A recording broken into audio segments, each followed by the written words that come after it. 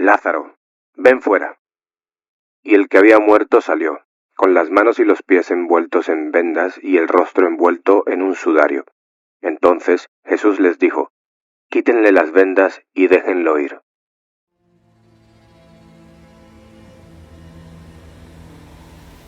Sed bienvenidos. Soy Alejandro de Nevadón, buscador de la verdad. Desde hace algún tiempo decidí ejercer el principio Omega y someter mi voluntad a la voluntad del Padre Universal. Desde entonces he recibido la misión de retransmitir lo que está recogido en el libro de Urantia y de recordar el verdadero mensaje de Jesús de Nazaret. Hoy hablaremos acerca de la resurrección de Lázaro. Quizás ya conozcan la historia desde la perspectiva bíblica. Ese momento narrado en el Evangelio de Juan donde Jesús, conmovido por la pérdida de un amigo, realiza uno de los milagros más impresionantes de todo su ministerio público. Pero, ¿qué puede pasar si vamos más allá? Hoy quiero invitarte a descubrir cómo este evento es relatado no solo en la Biblia, sino también en dos obras fascinantes que aportan nuevas perspectivas. El libro de Urantia, un libro que se presenta a sí mismo como una revelación de la divinidad a la humanidad de este planeta, y la saga Caballo de Troya, una obra que mezcla historia, espiritualidad y ciencia ficción, contada desde el punto de vista de un supuesto viajero en el tiempo. La perspectiva tanto del libro de Urantia como de la saga Caballo de Troya amplían bastante acerca de lo que fue este acontecimiento. Incluso se deja de manifiesto que esta fue la última muestra de poder que daría Jesús para que Jerusalén creyera en su mensaje. He de decir que según estas dos lecturas, Jesús de Nazaret se prohibió a sí mismo hacer muestras de grandeza y de poder para que no se le confundiera con el Mesías esperado en las Escrituras. En el momento de programar su propio ministerio público decidió que fuera a través de la palabra y no del poder, como atraería a la gente. Y esta decisión la tomó Jesús porque él quería que su mensaje fuera universal, fuera para todas las razas humanas y no para un solo pueblo que esperaba la llegada de un libertador y rompedor de dientes. Por lo tanto, te podrás imaginar cómo la mente divina y humana de Jesús pudieron estar en conflicto a la hora de hacer este gran prodigio. Sin más, te dejo con la lectura del Evangelio de Juan, capítulo 11, versículo 1 al 44.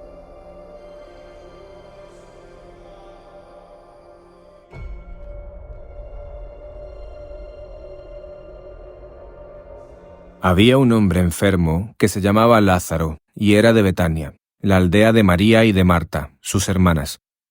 María, cuyo hermano Lázaro estaba enfermo, fue la que ungió al Señor con perfume y quien le enjugó los pies con sus cabellos. Las hermanas mandaron a decir a Jesús: Señor, el que amas está enfermo. Cuando Jesús lo oyó, dijo: Esta enfermedad no es de muerte, sino que es para la gloria de Dios y para que el Hijo de Dios sea glorificado por ella. Jesús amaba a Marta, a su hermana y a Lázaro, y cuando Jesús se enteró de que estaba enfermo, se quedó 2 días más en el lugar donde estaba.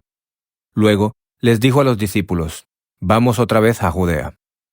Los discípulos le dijeron: Rabí, hace poco los judíos intentaron apedrearte, ¿y de nuevo vas allá? Jesús respondió: ¿Acaso no tiene el día 12 horas? El que anda de día no tropieza, porque ve la luz de este mundo, pero el que anda de noche tropieza, porque no hay luz en él. Dicho esto, agregó: Nuestro amigo Lázaro duerme, pero voy para despertarlo. Entonces sus discípulos dijeron: Señor, si duerme, sanará. Pero Jesús decía esto de la muerte de Lázaro, aunque ellos pensaron que hablaba del reposo del sueño.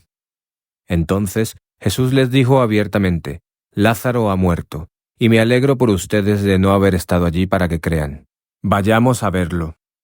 Tomás, a quien llamaban Dídimo, dijo a sus condiscípulos: Vamos también nosotros, para que muramos con él. Cuando Jesús llegó, se encontró con que hacía ya 4 días que Lázaro estaba en el sepulcro. Betania estaba cerca de Jerusalén, como unos 2,5 kilómetros, y muchos de los judíos se habían acercado a Marta y a María para consolarlas por su hermano. Cuando Marta oyó que Jesús venía, salió a su encuentro, pero María se quedó en casa. Y Marta le dijo a Jesús: Señor, si hubieras estado aquí, mi hermano no habría muerto. Pero también sé ahora que todo lo que le pidas a Dios, Dios te lo concederá. Jesús le dijo, tu hermano resucitará.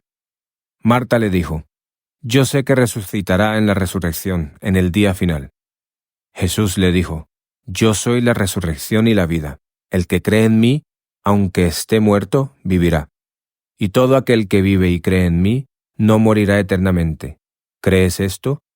Le dijo, sí, Señor, yo he creído que tú eres el Cristo, el Hijo de Dios, que has venido al mundo. Dicho esto, Marta fue y llamó a María, su hermana, y en secreto le dijo, el Maestro está aquí y te llama.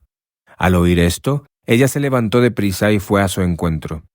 Jesús todavía no había entrado en la aldea, sino que estaba en el lugar donde Marta lo había encontrado. Cuando los judíos que estaban en casa con María y la consolaban vieron que ella se había levantado deprisa y había salido, la siguieron. Decían, va al sepulcro a llorar allí. Y cuando María llegó a donde estaba Jesús y lo vio, se arrojó a sus pies y le dijo, Señor, si hubieras estado aquí, mi hermano no habría muerto. Entonces Jesús, al ver llorar a María y a los judíos que la acompañaban, se conmovió profundamente y con su espíritu turbado dijo, ¿dónde lo pusieron? Le dijeron, Señor, ven a verlo. Y Jesús lloró. Los judíos dijeron entonces, miren cuánto lo amaba. Pero algunos de ellos dijeron, ¿y este, que le abrió los ojos al ciego, no podría haber evitado que Lázaro muriera? Una vez más profundamente conmovido, Jesús fue al sepulcro, que era una cueva y tenía una piedra puesta encima. Jesús dijo, quiten la piedra. Marta, la hermana del que había muerto, le dijo, Señor, ya huele mal, pues ha estado allí 4 días. Jesús le dijo, ¿no te he dicho que, si crees, verás la gloria de Dios? Entonces quitaron la piedra, y Jesús, levantando los ojos a lo alto, dijo, Padre, te doy gracias por haberme escuchado. Yo sabía que siempre me escuchas, pero lo dije por causa de la multitud que está alrededor, para que crean que tú me has enviado. Y habiendo dicho esto, clamó con gran voz, Lázaro, ven fuera.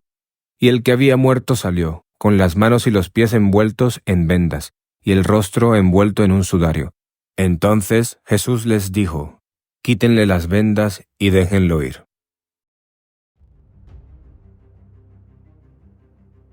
Con esto concluimos la lectura del Evangelio según Juan. Esta es la historia que conocemos por tradición religiosa y bíblica. A continuación te quiero leer lo que dice acerca de este episodio el libro de Urantia, recogido en el documento 168. Bueno será, antes de que proceda la lectura del documento 168, que lea el capítulo 4 del documento 167. 4. El mensaje de Betania. El domingo 26 de febrero, a una hora muy tardía de la noche, un corredor procedente de Betania llegó a Filadelfia, trayendo un mensaje de Marta y María que decía, Señor, aquel que amas está muy enfermo. Este mensaje le llegó a Jesús al final de la conferencia de la tarde, justo en el momento en el que se despedía de los apóstoles para pasar la noche. Al principio, Jesús no respondió nada. Entonces se produjo uno de esos extraños intervalos, un periodo de tiempo en el que parecía estar en comunicación con algo exterior a él y más allá de él. Luego, levantó los ojos y se dirigió al mensajero, de manera que los apóstoles le oyeron decir, «Esta enfermedad no le llevará realmente la muerte. No dudéis de que será empleada para glorificar a Dios y exaltar al Hijo». Jesús estaba muy encariñado con Marta, María y su hermano Lázaro. Los amaba con un afecto ferviente. Su primer pensamiento humano fue acudir inmediatamente en su ayuda, pero otra idea apareció en su mente combinada. Casi había perdido la esperanza de que los dirigentes judíos de Jerusalén aceptaran alguna vez el reino. Pero seguía amando a su pueblo, y ahora se le había ocurrido un plan para que los escribas y fariseos de Jerusalén tuvieran una nueva oportunidad de aceptar sus enseñanzas. De este último llamamiento a Jerusalén decidió hacer, si su padre quería, la obra exterior más profunda y asombrosa de toda su carrera terrenal. Los judíos estaban aferrados a la idea de un libertador que hiciera prodigios, y aunque rehusaba rebajarse a realizar maravillas materiales o a llevar a cabo exhibiciones temporales de poder político, ahora buscó el consentimiento del Padre para manifestar su poder todavía no demostrado sobre la vida y la muerte. Los judíos tenían la costumbre de enterrar a sus muertos el día de su fallecimiento. Era una práctica necesaria en un clima tan caluroso. A menudo sucedía que metían en la tumba a alguien que estaba simplemente en coma, de manera que al segundo, o incluso al tercer día, aquella persona salía de la tumba. Pero los judíos tenían la creencia de que, aunque el espíritu o el alma podía quedarse cerca del cuerpo durante 2 o 3 días, nunca permanecía allí después del tercer día, que la putrefacción ya estaba avanzada al cuarto día y que nadie regresaba nunca de la tumba después de transcurrido ese tiempo. Debido a estas razones, Jesús permaneció 2 días más en Filadelfia antes de prepararse para salir hacia Betania. En consecuencia, el miércoles por la mañana temprano dijo a sus apóstoles: «Preparémonos inmediatamente para ir otra vez a Judea». Cuando los apóstoles escucharon estas palabras de su maestro, se retiraron aparte durante un rato para consultarse entre ellos. Santiago tomó la dirección de la conversación y todos estuvieron de acuerdo en que era una auténtica locura permitir a Jesús que regresara a Judea, por lo que volvieron como un solo hombre para comunicárselo. Santiago dijo: «Maestro, has estado en Jerusalén hace unas semanas y los dirigentes intentaron matarte, mientras que el pueblo estaba dispuesto a lapidarte. En aquel momento ya diste a esos hombres su oportunidad de recibir la verdad, y no te permitiremos que regreses a Judea».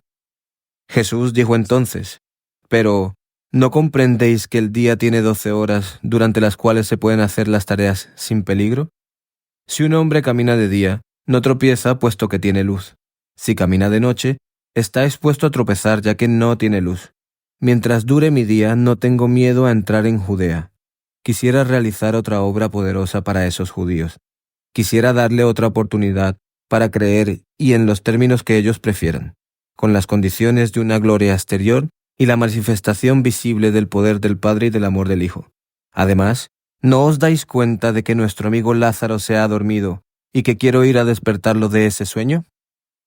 A continuación, uno de los apóstoles dijo: «Maestro, si Lázaro se ha dormido, entonces se restablecerá con más seguridad».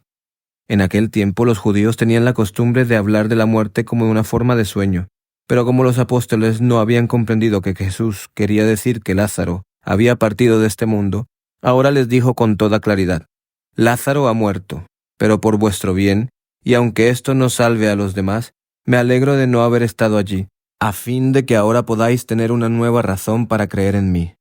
Todos os sentiréis fortalecidos por lo que vais a presenciar, y os servirá de preparación para el día en que me despediré de vosotros para ir hacia el Padre». Como no pudieron persuadirlo para que se abstuviera de ir a Judea, y como algunos apóstoles eran incluso reacios a acompañarlos, Tomás se dirigió a sus compañeros diciendo: «Ya le hemos expresado nuestros temores al Maestro, pero él está decidido a ir a Betania. Estoy convencido de que esto significa el fin. Lo matarán con toda seguridad, pero si esta es la elección del Maestro, entonces comportémonos como unos hombres valientes. Vamos también para poder morir con él».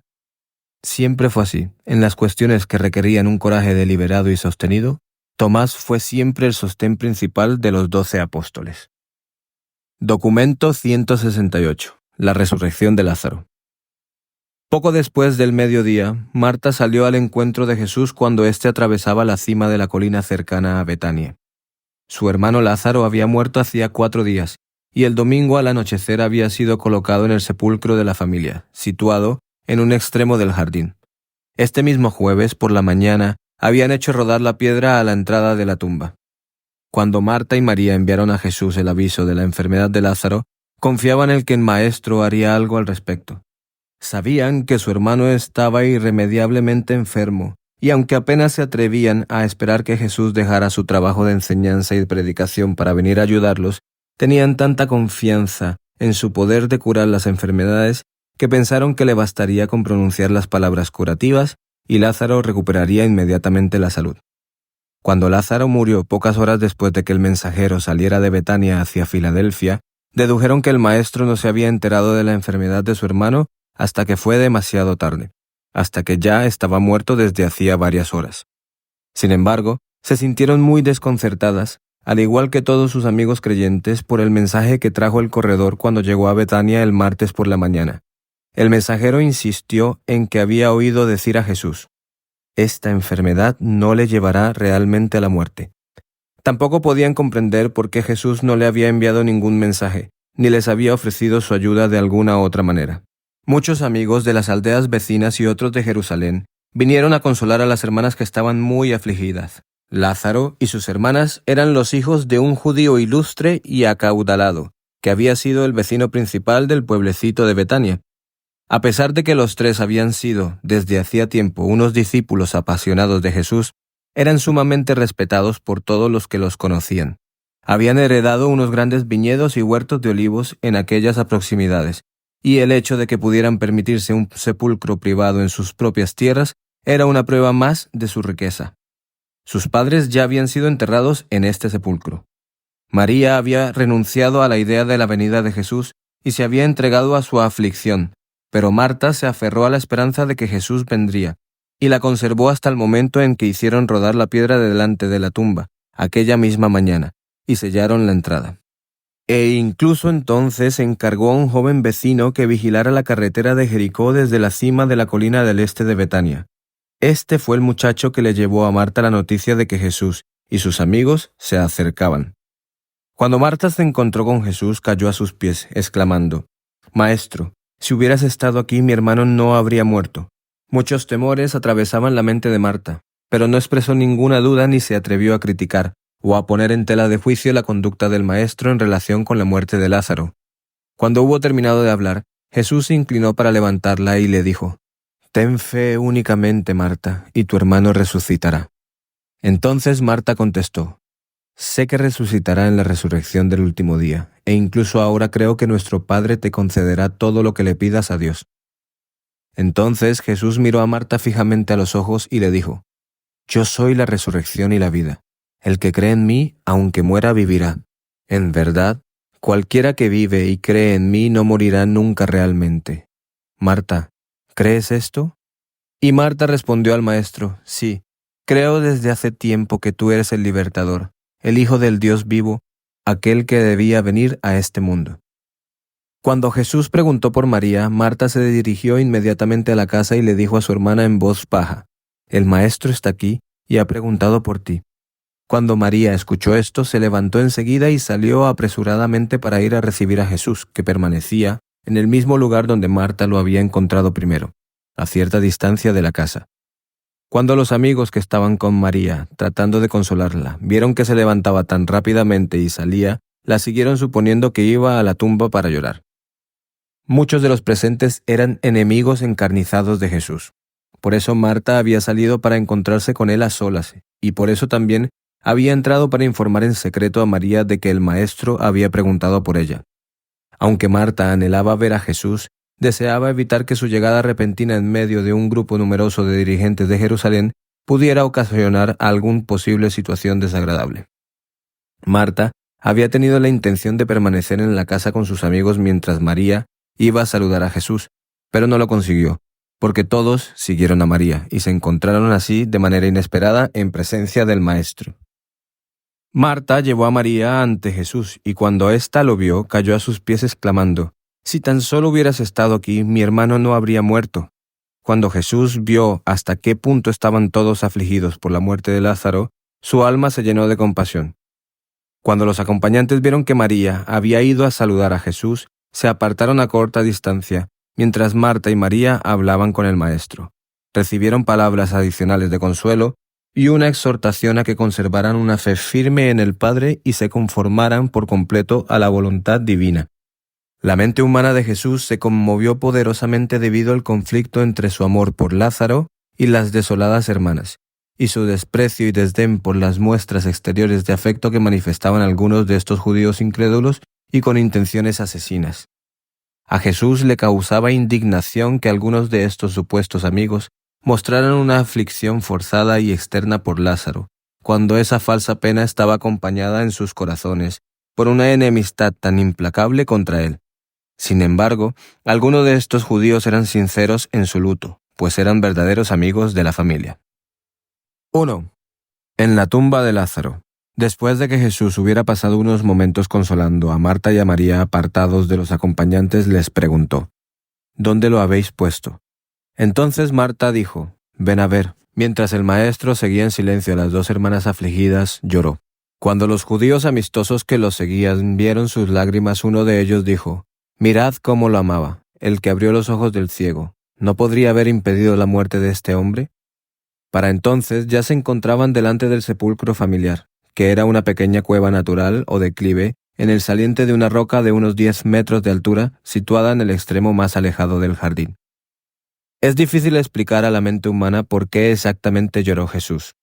Aunque tenemos acceso al registro de las emociones humanas y de los pensamientos divinos conjuntos de Jesús, tal como constan en la mente del ajustador personalizado, no estamos totalmente seguros de la causa real de estas manifestaciones emocionales. Tendemos a creer que Jesús lloró debido a una cantidad de pensamientos y sentimientos que atravesaban su mente en aquel momento, tales como: primero, sentía una compasión sincera y dolorosa por Marta y María. Tenía un afecto humano real y profundo por estas hermanas que habían perdido a su hermano. Segundo, se sentía mentalmente agitado por la presencia de la multitud de acompañantes, algunos sinceros y otros simplemente hipócritas. Siempre le molestaban estas manifestaciones exteriores de duelo. Sabía que las hermanas amaban a su hermano y que tenían fe en la supervivencia de los creyentes. Estas emociones contradictorias quizás explican por qué lloró cuando se acercaba a la tumba. Tercero, dudaba sinceramente en devolverle a Lázaro la vida mortal. Sus hermanas lo necesitaban realmente, pero Jesús lamentaba tener que llamar a su amigo para que luego tuviera que experimentar una cruel persecución. Sabía muy bien que Lázaro tendría que sufrirla por haber sido el objeto de la demostración más grande del poder divino del Hijo del Hombre. Y ahora podemos contar un hecho interesante e instructivo. Aunque este relato se desarrolla como un acontecimiento aparentemente natural y normal de los asuntos humanos, tiene algunos aspectos indirectos muy interesantes. Aunque el mensajero fue a ver a Jesús el domingo para informarle de la enfermedad de Lázaro, y aunque Jesús envió un mensaje indicando de que no llevaría la muerte, sin embargo fue personalmente hasta Betania e incluso preguntó a las hermanas: «¿Dónde lo habéis puesto?». Todo esto parece indicar que el Maestro actuaba a la manera de esta vida y de acuerdo con los conocimientos limitados de la mente humana. Sin embargo, los archivos del universo revelan que el ajustador personalizado de Jesús emitió unas órdenes para que se retuviera indefinidamente en el planeta al ajustador del pensamiento de Lázaro, después de su muerte, y que esta orden se registró apenas 15 minutos antes de que Lázaro exhalara su último suspiro. ¿Sabía la mente divina de Jesús, incluso antes de que Lázaro muriera, que lo resucitaría de entre los muertos? No lo sabemos, solo sabemos lo que indicamos aquí. Muchos enemigos de Jesús tendían a mofarse de sus manifestaciones de afecto y decían entre ellos: «Si tanto apreciaba a este hombre, ¿por qué esperó tanto para venir a Betania? Si él es lo que ellos pretenden, ¿por qué no ha salvado a su querido amigo? ¿Para qué sirve curar a los desconocidos en Galilea si no puede salvar a los que ama?». Y de otras muchas maneras se burlaron y restaron importancia a las obras y enseñanzas de Jesús. Y así, hacia las 2:30 de la tarde de este jueves, todo el escenario estaba preparado en esta pequeña aldea de Betania para la representación de la obra más grande de todas las relacionadas con el ministerio terrenal de Micael de Nevadón, para la manifestación más grande de poder divino que se produjo durante su encarnación, puesto que su propia resurrección tuvo lugar después de que hubiera sido liberado de las cadenas de la morada mortal. El pequeño grupo reunido delante de la tumba de Lázaro poco podía imaginar que allí, cerca, se encontraba presente una enorme multitud de todas las órdenes de seres celestiales, congregadas bajo la dirección de Gabriel y ahora en espera por mandato del ajustador personalizado de Jesús, vibrando de expectación y preparados para ejecutar las órdenes de su amado soberano. Cuando Jesús pronunció aquellas palabras ordenando: «Quitad la piedra», las huestes celestiales reunidas se prepararon para representar el drama de la resurrección de Lázaro en la similitud de su carne mortal. Esta forma de resurrección implica unas dificultades de ejecución que trascienden de lejos la técnica habitual de la resurrección de las criaturas mortales en el estado morontial y necesita muchas más personalidades celestiales y una organización mucho mayor de recursos universales. Cuando Marta y María escucharon este mandato de Jesús, ordenando que se quitara la piedra que estaba delante de la tumba, se llenaron de emociones contradictorias.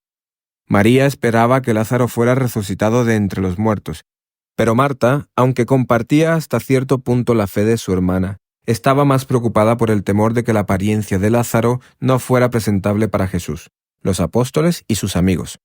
Marta dijo: «¿Tenemos que quitar la piedra? Mi hermano lleva muerto 4 días, de manera que la descomposición del cuerpo ya ha empezado». Marta dijo esto también porque no estaba segura de la razón por la que el maestro había pedido que se apartara la piedra. Pensaba que Jesús quizás solo quería echarle una última mirada a Lázaro. La actitud de Marta no era firme ni constante. Como dudaban en quitar la piedra, Jesús dijo: «¿No os he dicho desde el principio que esta enfermedad no le llevaría a su muerte? ¿No he venido para cumplir mi promesa? Y después de llegar hasta vosotras, ¿no he dicho que si tan solo creyerais, veríais la gloria de Dios? ¿Por qué dudáis? ¿Cuánto tiempo necesitaréis para creer y obedecer?». Cuando Jesús hubo terminado de hablar, sus apóstoles, con la ayuda de unos vecinos voluntarios, agarraron la piedra y la hicieron rodar hasta quitarla de la entrada de la tumba. Los judíos tenían la creencia común de que la gota de hiel situada en la punta de la espada del ángel de la muerte empezaba a actuar al final del 3er día, de manera que la totalidad de su efecto se producía al 4.º día. Admitían que el alma del hombre podría demorarse cerca de la tumba hasta el final del 3er día tratando de reanimar el cadáver, pero creían firmemente que antes del amanecer del 4.º día, ese alma se había ido a la morada de los espíritus difuntos.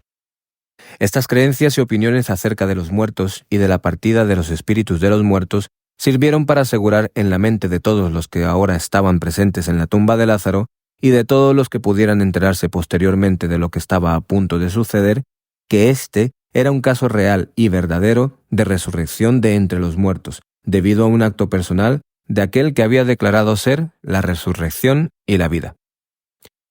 2. La resurrección de Lázaro. Mientras este grupo de unos 45 mortales permanecía delante de la tumba, pudieron ver vagamente la forma de Lázaro envuelta en unos vendajes de lino, descansando en el nicho inferior derecho de la cueva fúnebre. Mientras estas criaturas terrenales se hallaban allí en silencio, casi sin aliento, una enorme hueste de seres celestiales se había situado en sus puestos preliminares para responder a la señal de actuar en cuanto lo diera su comandante, Gabriel. Jesús levantó los ojos y dijo: «Padre, te doy las gracias por haber escuchado y concedido mi petición. Sé que me escuchas siempre, pero te hablo así a causa de aquellos que están aquí conmigo, para que puedan creer que me has enviado al mundo y para que sepan que actúas conmigo en esto que estamos a punto de realizar». Cuando hubo terminado de orar, dijo en voz alta: «Lázaro, sal fuera». Los espectadores humanos permanecieron inmóviles, pero toda la inmensa hueste celestial bullía en una acción unificada, obedeciendo la palabra del Creador. En solo 12 segundos del tiempo terrestre, la forma hasta entonces inanimada de Lázaro empezó a moverse, y pronto se sentó en el borde de la plataforma de piedra donde había descansado. Su cuerpo estaba envuelto en las mortajas, y su rostro cubierto con un paño. Mientras permanecía de pie delante de ellos, vivo, Jesús dijo: «Desatadlo y dejadlo salir». Todos los espectadores, salvo los apóstoles así como Marta y María, huyeron hacia la casa. Estaban pálidos de terror y abrumados por el asombro. Aunque algunos permanecieron allí, muchos regresaron apresuradamente a sus hogares. Lázaro saludó a Jesús y a los apóstoles. Preguntó por el significado de las mortajas y por qué se había despertado en el jardín. Jesús y los apóstoles se apartaron mientras Marta le contaba a Lázaro su muerte, entierro y resurrección. Tuvo que explicarle que había muerto el domingo y que ahora había sido devuelto a la vida el jueves, ya que Lázaro no había tenido conciencia del tiempo desde que había caído en el sueño de la muerte. Mientras Lázaro salía de la tumba, el ajustador personalizado de Jesús, ahora jefe de su orden en el universo local, ordenó al antiguo ajustador de Lázaro, entonces en espera, que volviera a residir en la mente y el alma del resucitado. Luego Lázaro se acercó a Jesús y, junto con sus hermanas, se arrodilló a los pies del Maestro para dar gracias y alabar a Dios. Jesús cogió a Lázaro de la mano y lo levantó diciendo: «Hijo mío, lo que te ha sucedido será experimentado también por todos los que creen en este Evangelio, excepto que serán resucitados con una forma más gloriosa. Serás un testigo viviente de la realidad que he proclamado. Yo soy la resurrección y la vida. Pero ahora entremos todos en la casa y tomemos algún alimento para estos cuerpos físicos». Mientras caminaban hacia la casa, Gabriel disolvió los grupos adicionales de las huestes celestiales reunidas y procedió a registrar el primer y último caso, sucedido en Urantia, en el que una criatura mortal había sido resucitada en la similitud de su cuerpo físico mortal. Lázaro apenas podía comprender lo que había sucedido. Sabía que había estado muy enfermo, pero solo podía recordar que se había dormido y que había sido despertado. Nunca pudo decir nada sobre aquellos 4 días en la tumba, porque había estado totalmente inconsciente.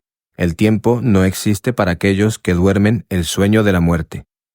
Muchos creyeron en Jesús a consecuencia de esta obra poderosa, pero otros solo endurecieron su corazón para rechazarlo aún más. Al día siguiente, al mediodía, esta historia se había difundido por todo Jerusalén. Decenas de hombres y mujeres fueron a Betania para contemplar a Lázaro y hablar con él, y los fariseos, alarmados y desconcertados, convocaron apresuradamente una reunión del Sanedrín para determinar lo que había que hacer con respecto a estos nuevos acontecimientos. Con esto finalizamos lo relatado acerca de este suceso en el libro de Urantia. Antes de proseguir con lo relatado en la saga Caballo de Troya, quisiera añadir que en aquella reunión del Sanedrín no tuvieron forma de negar aquel prodigio de Jesús, pero dándole una vuelta de tuerca, afirmaron que no denegaban que esto había sucedido, pero que no era obra por poder divino, sino que Jesús estaba aliado con las fuerzas malignas y por eso había podido haber hecho esto. Ahora, sigamos con la narración de lo recogido en la saga Caballo de Troya del escritor J.J. Benítez. Acerca de este suceso se habla en 2 libros, en Caballo de Troya 1 y en el Diario de Eliseo. En Caballo de Troya 1, quien recibe la información de estos sucesos es Jasón, contado por Lázaro y sus acompañantes. En el Diario de Eliseo, quien narra los sucesos es Eliseo, quien los vivió. A continuación, te dejo con la narración del Diario de Eliseo. Días de plomo. El jueves 23 de febrero, año 30, alcanzamos Filadelfia, actual Amán. La antigua Rabat Amón, capital de los amonitas, era una ciudad aristocrática y discreta. Llevaba bien sus 1200 años de historia. Durante el dominio de Ptolomeo Filadelfus, 200 años atrás, la urbe fue reconstruida y llamada justamente Filadelfia.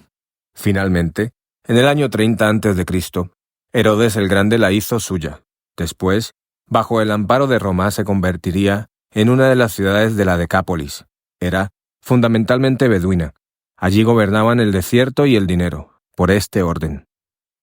Acampamos cerca de un río marrón y perezoso. Fueron días de plomo para este explorador.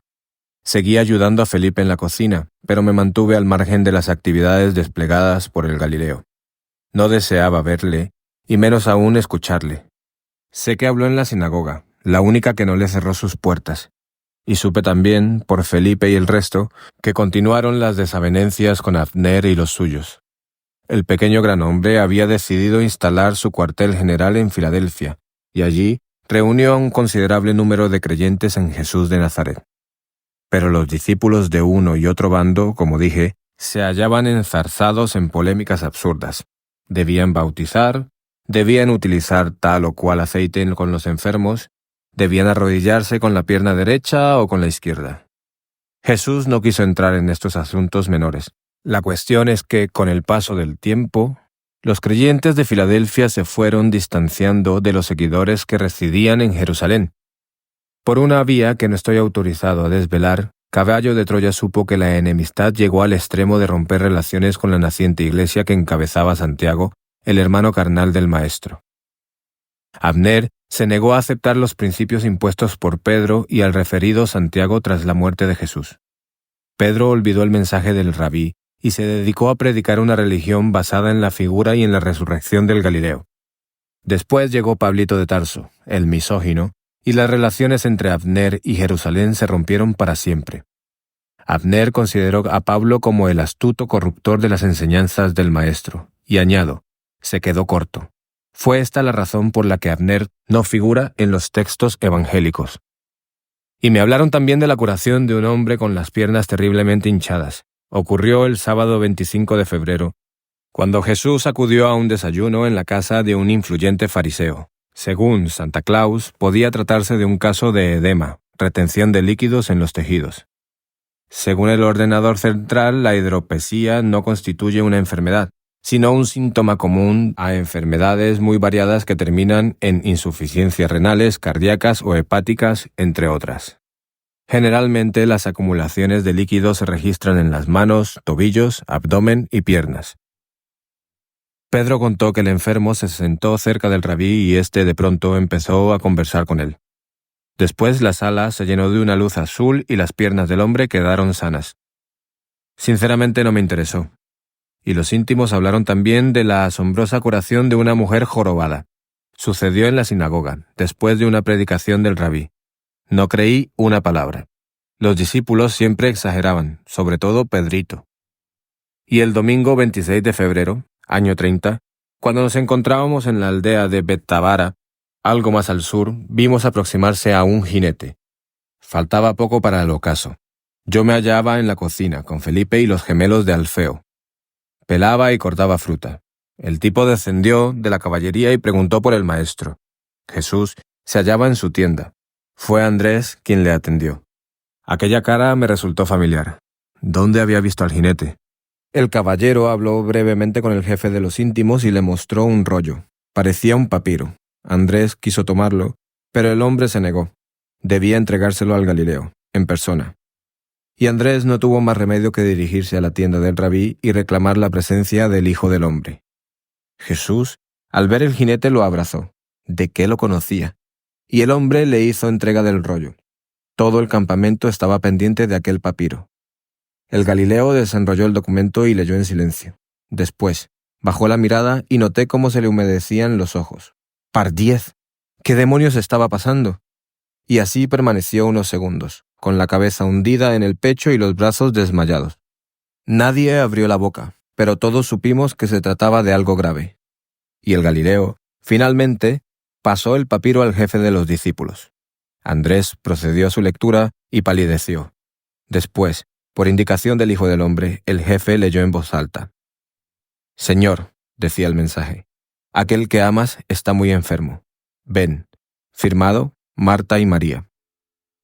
Entonces recordé. El jinete era uno de los siervos de Lázaro, el hombre que había cabalgado desde Betania. Todos quedamos desconcertados. Nadie sabía nada. La última vez que vimos a Lázaro gozaba de una excelente salud. Algún tiempo después lo supe. Cuando el jinete llegó al campamento en Betábara, Lázaro ya estaba muerto. Falleció esa mañana del domingo 26 de febrero, año 30. Al leer el mensaje de Marta y María, Lázaro llevaba muerto 11 horas. Y tras unos segundos embarazosos de silencio, el maestro se dirigió al siervo y le dijo con voz firme: «Diles que esta enfermedad no es de muerte». Y volvió a abrazarlo. El jinete declinó la invitación de Andrés para que descansara, saltó sobre la montura y partió en dirección a Jericó. Los discípulos y los evangelistas estaban desconcertados. Lázaro era amigo de Jesús desde la infancia. Con él habían jugado en la finca de Betania y por las calles de Jerusalén. Lázaro y las hermanas lo ayudaron y protegieron muchas veces. ¿Por qué no acudía de inmediato en su ayuda? Y allí permanecimos, durante 2 largos días, mano sobre mano. Después, al ser testigo de lo que sucedió, comprendí por qué el maestro no quiso moverse de Betábara durante 48 horas. Lo tenía todo calculado. Pero el 1 de marzo, miércoles, la situación cambió. Al alba, Jesús habló con Andrés y éste dio la orden. Una orden que dejó confusos a los íntimos. «Vamos, moved el culo. Partimos hacia Betania». 1, 5, 4. Los discípulos, como digo, no salían de su asombro. ¿Betania? Eso estaba a un paso de Jerusalén. ¿Y qué pasaba con el Sanedrín? Lo capturarían. Andrés y la Tabá se reunieron a solas y cambiaron impresiones. Aquello, en efecto, era una locura. Jesús se desentendió y empezó a desarmar su tienda. Parecía ajeno a la lógica preocupación de su gente. Discutieron. Andrés y Santiago Zebedeo eran partidarios de no pisar Betania. Pedro y Juanito dudaron. Andrés tenía razón. En cuanto el Sanedrín tuviera noticia de la presencia en Betania del Hijo del Hombre, los levitas lo arrestarían. Minutos después, Andrés y la escolta se aproximaron al Galileo y le hicieron ver que la idea de viajar a Betania no era aconsejable. «Maestro», habló Santiago con el rostro y la voz preocupados, «estuviste en Jerusalén hace poco y las castas sacerdotales Intentaron matarte. En aquel momento les ofreciste la verdad. No permitiremos que vuelvas a Judea. Y el rabí, sin dejar de desmontar la tienda, replicó con una seguridad que nos hizo temblar. Quiero darles otra oportunidad. Llevaré a cabo una obra que no dejará lugar a dudas. Olvidó lo que estaba haciendo, se volvió hacia los íntimos y desvió la mirada hacia este explorador. Sí, yo sabía a qué se refería, y añadió, mirando a los suyos. Además, ¿es que no entendéis que nuestro amigo Lázaro duerme? Lo miraron perplejo. El Galileo redondeó. Quiero despertarlo. Algunos pensaron que el Hijo del Hombre había perdido el juicio. Pero, maestro, intervino Andrés, si Lázaro duerme, seguramente sanará. Olvida el viaje a Betania. Y Jesús, colocando sus manos sobre los hombros del jefe de los íntimos, declaró abiertamente, Lázaro ha muerto, y me alegro de no haber estado allí. Los discípulos no sabían qué hacer ni qué decir. Sí, pensaron, el Galileo había perdido la razón. Y el maestro prosiguió, así tendréis un nuevo motivo para creer en mí. Lo que veréis deberá fortaleceros de cara a los días negros que se avecinan. Por supuesto, no entendieron. No sabían a qué se refería, y los gemelos, oh sorpresa, intervinieron. ¡Vamos a morir! Mateo, Leví y el oso hicieron causa común. Pero el Galileo no prestó atención. Dio media vuelta y continuó desmontando la tienda. No había nada que hacer. Jesús lo tenía decidido. Fue en esos tensos momentos cuando Tomás se unió al grupo y ante la perplejidad de todos sacó los dados y agitó en el aire su mano izquierda. Después los lanzó sobre las pieles de cabra de la tienda del rabí y cantó. 1, 5, 4. Le miraron sin comprender. Observé los 3 dados. En efecto, aparecían esos números. 1, 5, 4, repitió el bizco entusiasmado. ¿Es que no lo veis? ¿Ver qué? Y Tomás aclaró, ante la sonrisa del maestro. Suma 10. Yod, el padre. Estaban desconcertados. El rabí recogió los dados y sin dejar de sonreír se los entregó al eufórico Tomás. Par 10. En cábala, en efecto, la letra hebrea Yod, o Yod, simboliza a Dios, el Padre Azul. Por su parte, el número 154 equivale a victoria. Quedé más sorprendido que los discípulos.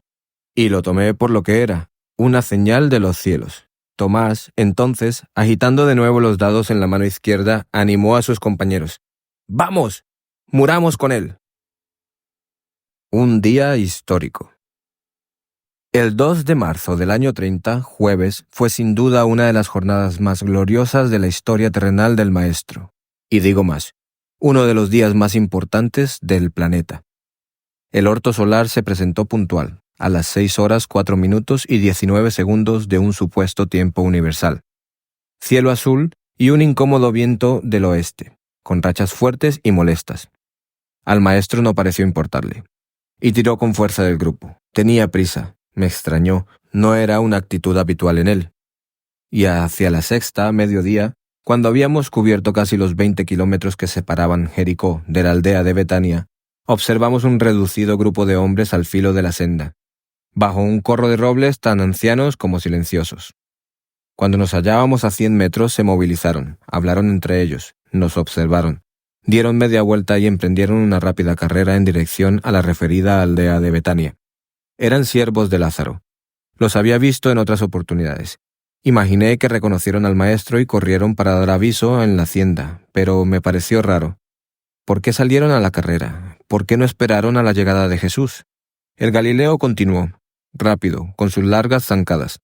Minutos después, al salir de un recodo del camino, nos dimos de cara con Marta, la hermana mayor de Lázaro. La acompañaban 6 o 7 criados.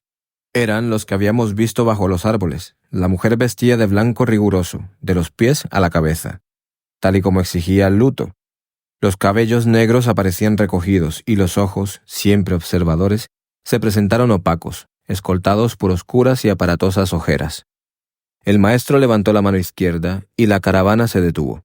Al reconocer al rabí, Marta salió a la carrera y se arrojó a los pies del Hijo del Hombre, y entre lágrimas exclamó, «Maestro, de haber estado aquí, mi hermano no hubiera muerto». Jesús la tomó por los brazos y la obligó a levantarse. La mujer intentó sonreír. No pudo, y el hilo de oro que sujetaba los dientes brilló fugazmente. El silencio hacía daño. «Ten fe», replicó el rabí, «tu hermano resucitará». Entre sollozos, la mujer respondió, sé que se levantará en la resurrección del último día, y sé también que el Padre Azul te concederá lo que le pidas. Jesús de Nazaret colocó sus manos sobre los hombros de la aturdida mujer y proclamó solemne, «Yo soy la resurrección y la vida. El que crea en mí, aunque muera, vivirá. El que crea en mí nunca morirá. Marta, ¿crees esto?». La mujer se secó las lágrimas y asintió con la cabeza. Después aseguró, «Sí creo, Señor. Desde hace tiempo sé que eres el Mesías libertador de nuestro pueblo».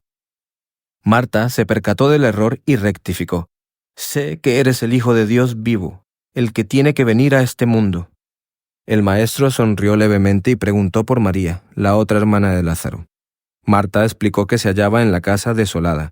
La muerte de su hermano no era previsible, estaba sano, pero de pronto aparecieron aquellas fiebres y se consumió como una candela. «Vea por ella», solicitó el Galileo. Marta obedeció de momento, dio media vuelta y partió a la carrera en dirección de Betania. Los criados la siguieron. El rabí entonces procedió a quitarse los collares de flores y se los pasó a Andrés. El jefe de los íntimos señaló la pradera que se abría allí mismo, a uno y a otro lado de la senda, y sugirió al Hijo del Hombre que acampásemos en aquel lugar. Nos encontrábamos a medio kilómetro de la aldea, y Andrés comentó acertadamente, «No es buen momento para alojarse en la hacienda de Lázaro». Jesús y el resto reconocieron que el jefe de los discípulos hablaba con razón, y la propuesta fue aceptada. Minutos después, Felipe acomodó el reda en la pradera y los seguidores iniciaron el habitual trajín. Acomodo de las tiendas de pieles, instalación de la cocina de campaña, provisiones, búsqueda de leña y de agua, y hacia la octava, 2 de la tarde, vimos llegar a María. Lo hizo a la carrera y nerviosa, el viento rachado hacía volar la túnica blanca y dejó al descubierto unas piernas bellísimas. El cabello recogido en un moño terminó derrotado y la espesa y larga mata de pelo negro flotó al viento. El cutis, habitualmente aceitunado, parecía pálido, y se repitió la escena. La mujer se arrojó a los pies de Jesús, y entre lágrimas y gemidos exclamó, «Maestro, de haber estado aquí, mi hermano no hubiera muerto». Y en eso llegaron Marta, los sirvientes, y alguien más. «Pardiez, yo los conocía. Eran algunos de los fariseos que se habían rasgado las vestiduras en las proximidades de la ciudad de Pella. ¿Qué hacían allí? Imaginé que eran amigos o conocidos de la familia. Sinceramente, no me gustó». Jesús alzó a María y acariciando los cabellos de la mujer preguntó, «¿Dónde está?». Pero María permaneció muda. Los profundos ojos negros se hallaban ausentes. El dolor la mantenía sometida. Entonces reparé en un detalle. Las uñas aparecían pintadas de blanco, y Marta respondió al rabí, «Ven y verás». El maestro reclamó la presencia del atabá. Después me hizo una señal para que lo siguiera. Así lo hice. Olvidé el montaje de la tienda y me fui tras ellos. Estábamos muy cerca del gran suceso. Yu y Sapar, el negro de la voz del trueno, el que fue sanado por aquella extraña fruta, me vieron caminar tras el Galileo y las hermanas de Lázaro y se unieron a este explorador. Y lo mismo hicieron otros 2 Shif'im, evangelistas. María, la de Magdala, que se encontraba muy cerca, comprendió que algo sucedía y tiró de Nasanta, la negrita, uniéndose al grupo. El resto continuó en la pradera montando el campamento. Al alcanzar Betania sucedió algo que en un primer momento no me pareció importante. Pardiez. ¿Cómo no me percaté? Ya lo creo que lo fue. Los malditos fariseos que nos acompañaban doblaron a la derecha y con prisas, y se encaminaron hacia Jerusalén. La ciudad santa se encontraba a 3 kilómetros escasos. Aquellas prisas me parecieron raras, pero, como digo, no estuve listo. Pronto lo lamentaría. ¿Estoy muerto? Marta y María y los sirvientes nos guiaron por el jardín hasta un peñasco negro que se alzaba a cosa de 400 metros de la casa entre frutales. El viento seguía fuerte y empecinado. En aquella roca, de 10 metros de altura, habían practicado una gruta. Ahora parecía tapada con una enorme rueda de molino de 2 metros de diámetro. Calculé que podía pesar 1 tonelada, como poco. Estábamos ante la cripta funeraria de la familia. Allí yacían los cadáveres de los padres de Lázaro. A ambos lados de la peña corrían sendos muros de cerramiento de la finca, pura piedra, rondaban el 1,5 metros de altura. Al llegar a la cripta, María sufrió una nueva crisis y cayó a los pies del rabí, sollozando. Se hizo un pesado silencio, apenas roto por los alaridos del viento entre las ramas de los almendros. Observé a los que rodeaban al maestro, la Tabá, Marta, los siervos, Yu, Sapar, los 2 evangelistas, la de Magdala, Nasanta y el resto de los amigos de la familia miraban sin ver. Nadie imaginaba lo que estaba a punto de suceder. Conté 40 personas. Como digo, algunos no lo conocían. Era la nona, aproximadamente 3 de la tarde. Faltaban 2 horas y media para el ocaso. De pronto, descubrí una solitaria lágrima en la mejilla derecha del Galileo. Rodaba brillante y despacio hacia la barba. El viento arreció, como si supiera. Y uno de los desconocidos susurró: «Ved cómo le quería». Y otro exclamó: «Pero si abrió los ojos al ciego, ¿por qué no impidió que este hombre muriera?». Y siguieron hablando en voz baja, entre ellos. «Si tenían tan alta estima a Lázaro», murmuró un tercero, «¿por qué no ha salvado a su amigo? ¿De qué sirve curar en Galilea a los extraños si no puede salvar a los que ama?». El maestro levantó a María y la abrazó. Ambos lloraron durante 1 minuto largo. El viento mezcló los cabellos y los sentimientos. Y el Hijo del Hombre, secándose las lágrimas, retiró suavemente a María y ordenó: «Retirad la piedra». Marta, atenta, se acercó a Jesús y preguntó en voz baja: «¿Debemos moler la muela totalmente?». Creí entender. Marta pensó que el Galileo deseaba ver a su amigo por última vez y estimó que quizás era suficiente con mover la roca unos centímetros, de manera que el rabí pudiera asomarse a la cripta. En otras palabras, la mujer seguía sin comprender cuáles eran las intenciones de Jesús. El rabí no respondió, y Marta insistió: «Mi hermano murió hace 4 días. Ya huele. La descomposición se ha iniciado». Para los judíos, como fue apuntado en los diarios de Jasón, la muerte era la separación del alma y cuerpo. Pero esta disociación no tenía lugar de forma efectiva hasta el 3er día. En esos momentos, cuando el alma era arrastrada al Seol, algo similar al Hades de los griegos, aparecían las cuadrillas cadavéricas y se iniciaba la putrefacción. Los 5 sirvientes se habían situado junto a la muela, dispuestos a empujar, esperando órdenes. ¿Qué debían hacer?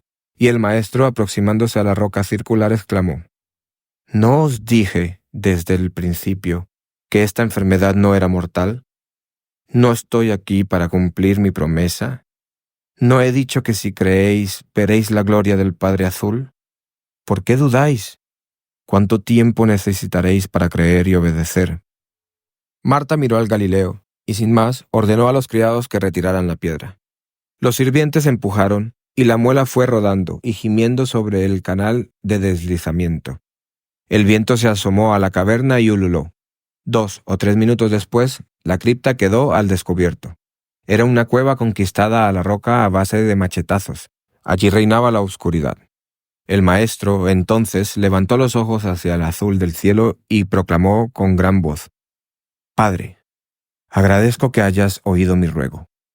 Sé que siempre me escuchas, pero a causa de los que están junto a mí, hablo contigo para que crean que me has enviado y sepan que intervienes conmigo en el acto que nos disponemos a realizar». El silencio era total, apenas roto por los quejidos del viento y los vuelos negros de las golondrinas. Jesús clavó la rodilla izquierda en el suelo, se asomó a la cueva y gritó: «Lázaro, acércate». Mi corazón palpitaba con fuerza. Nadie sabía qué iba a suceder. Miré hacia la cripta y distinguí un cadáver, envuelto en una sábana blanca con las manos y los pies amarrados. Reposaba en un coquín, uno de los nichos inferiores. ¿Cómo explicarlo? La negrura de pronto desapareció, y la cueva se vio inundada por una tenue luz azul. Par 10. Yo conocía esa luminosidad. La había visto en otras curaciones y prodigios. Pero la luz se extinguió al momento. No sé cuánto pudo durar, quizás 3 o 4 segundos, no más. Fue visto y no visto. Mi garganta parecía esparto. ¿Miedo? Seguramente. María, asustada, se abrazó a su hermana. Todos retrocedimos atemorizados. Algo estaba pasando en la cripta. Fue entonces cuando caí en la cuenta. El fuerte viento había cesado. Los pájaros desaparecieron. No había ruido. Todo se detuvo, incluso los corazones. El maestro entonces dio un paso atrás. Par 10 y par 10. En la boca de la caverna se presentó un bulto blanco. María, la hermana de Marta, lanzó un chillido y cayó desmayada. Alguien, cubierto con un lienzo, trataba de ascender por los peldaños que daban acceso a la gruta. La gente aterrorizada huyó. Solo María, la de Magdala, y Marta, situadas a 1 metro por detrás de Jesús, permanecieron inmóviles. ¡Pardiez! ¡Qué mujeres! Me fallaban las fuerzas, pero resistí. Estaba siendo testigo de un hecho único y excepcional. Y el bulto continuó subiendo por los breves escalones, ayudándose con las rodillas y los codos. Se le oía respirar con intensidad. Jesús comprendió las lógicas dificultades del bulto y recomendó a Marta que se acercara y retirara la sábana. Pero la mujer, pálida y llorosa, dudó. Fue la de Magdala, no Marta, la que dio el primer paso. Se aproximó al bulto y procedió a soltar las ligaduras de las muñecas. Lo que le contaron a Jasón fue una versión interesada. María Magdalena, ¡qué gran mujer! Marta reaccionó y de inmediato se unió a la de Magdala y liberó a su hermano del lienzo. Lázaro, blanco como la cal, tenía los ojos muy abiertos. Miró hacia la piedra circular y súbitamente preguntó a su hermana: ¿Estoy muerto? El maestro rió con ganas, librándonos en parte de la gran tensión, y mientras Marta intentaba explicar a Lázaro qué le había sucedido, Jesús se inclinó sobre María, la hermana de Lázaro, la alzó y caminó rápido hacia la casa. La mujer seguía desmayada, y el viento y las golondrinas retornaron al jardín de Lázaro. ¡Pardiez! Aquel hombre llevaba 4 días muerto. ¿Cómo lo hizo? ¿Cómo lo regresó a la vida? Sí, reconocí en mi interior. Aquel hombre era un dios. Con esto finalizamos la lectura de este pasaje de la saga de Caballo de Troya. Espero que estas 3 lecturas te hayan ampliado la visión acerca de lo que fue este suceso y te ayude a ver un poco más lo que fue para el maestro realizar este prodigio. Como habrás visto, realmente estas 3 versiones de lo que es el suceso no difieren mucho. Ahora, cada una se va complementando con la otra, desde el trasfondo histórico, cultural e incluso el personal de Jesús. Espero que estas lecturas te hayan ayudado a ampliar tu conocimiento acerca de este suceso. Y si te interesa saber más acerca de la vida del maestro, o quizás acerca de su verdadero mensaje, te agradezco que sigas este canal, que compartas la publicación y me dejes un comentario. Ten esperanza y confía. Sígueme para saber un poco más.